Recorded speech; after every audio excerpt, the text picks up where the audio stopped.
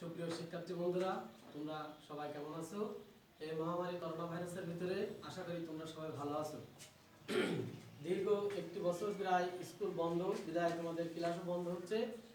প্রিয় শিক্ষার্থী বন্ধুরা, অনলাইনে কম বেশি ক্লাস হচ্ছে, তারই ধারাবাহিকতায় আমরা দীপ্তনাথনগর মাধ্যমিক বিদ্যালয় কর্তৃক আয়োজিত আজকে অনলাইন ক্লাসে এসেছি।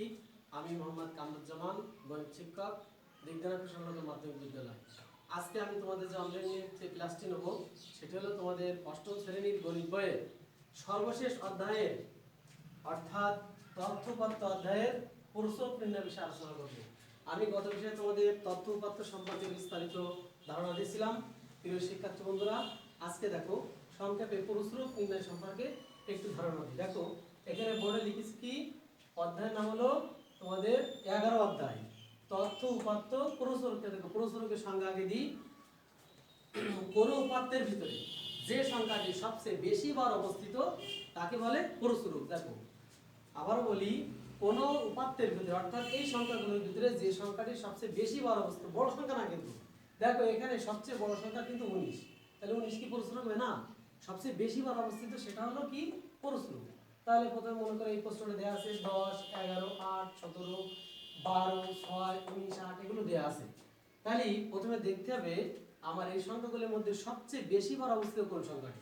দেখো আমি লিখেছি সংখ্যাগুলির মধ্যে 8 সংখ্যাটি সর্বোচ্চ 2 বার অবস্থিত। দেখো বাকি সংখ্যাগুলি কি একবার না? বাকি সংখ্যাগুলি একবার করে অবস্থিত।